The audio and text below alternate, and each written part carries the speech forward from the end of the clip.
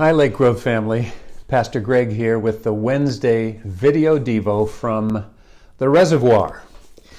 We're still talking about virtuous Christian living. And this week we start training with Jesus in holiness. Wow, holiness. That sounds intimidating to me. How can I ever hope to be holy? Well, I can't, except by the supernatural power of a loving and gracious God. We are gradually becoming more Christ-like. And that's what we mean when we use words like virtuous and holy. They're good words, even if sometimes they sound a little highfalutin in some contexts. We are on page 139 in the book, and I hope you've worked through it today. Monday, we started this section focusing on a practical plan. And in her Monday video, Pastor Susan shared the practical example of learning how to paint using the organized process of painting by numbers. And our friend Dallas Willard, who was an expert on spiritual growth, he's often quoted in the Reservoir, and he says that a practical plan includes three parts: vision, intention, and means. And we're working through those one by one this week, Tuesday through Thursday, but I'm going to talk about all three today and maybe a little more with my own practical example. You see, in April, I was reading a blog, my nephew Jordan Green's blog called The Green Room. And he described a somewhat ambitious Bible reading plan that had transformed his life. And because of the way he wrote about it, and by the way, I'll try to put a link to that blog page under the comments section when we post this to YouTube.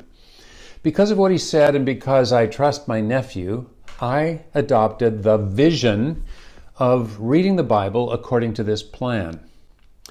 And I solidified the vision and turned it into intention by doing a little research to make sure I wanted to do this. And then I went about getting a couple of other resources, the means, to make it happen. The first resource was a little reading guide that gives suggestions about how to succeed in making this Bible reading plan work. I wanted to succeed in my vision.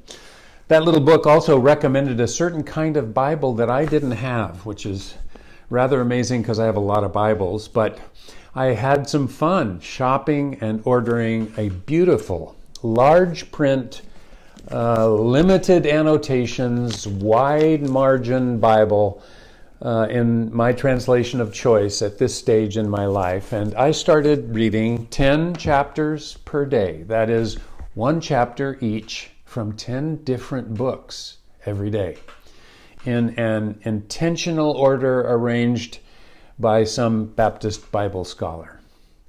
It takes me at least 30 minutes, sometimes as much as 45 or more minutes to do that reading every day. Earlier this year, I was doing about 5 minutes of devotional Bible reading in the morning before prayer time and my devotional time with Laura. This took a lot more commitment, and to manage this new regimen, I've actually had to start getting up half an hour earlier. So now, again, working with Dallas Willard's concept, I've adopted the vision of this reading project, then I developed the intention, and I gathered the means to make it happen.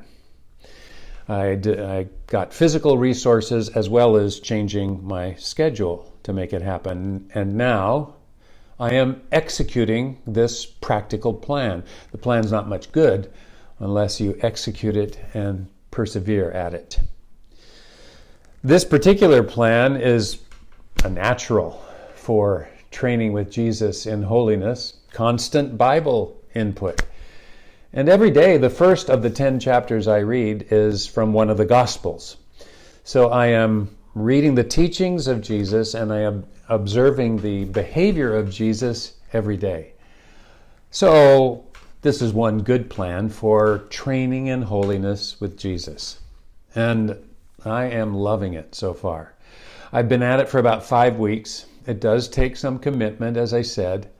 I tend not to do it all 7 days of the week, usually 6, sometimes 5, depending on my schedule.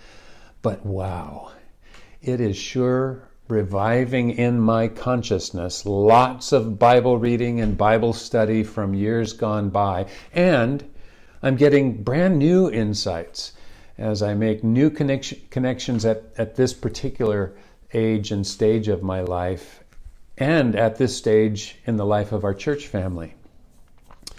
So that's my story right now. I am not suggesting that you should be doing this particular Bible study, or that Bible study is your way of training in holiness with Jesus. I'm just saying that my own recent experience resonates well with what the Reservoir is talking about right now this week.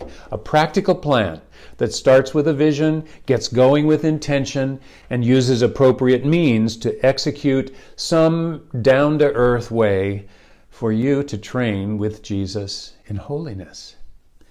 And I hope you are also finding your own training plan. And as you train, well, just do it. And may God bless whatever plan you adopt.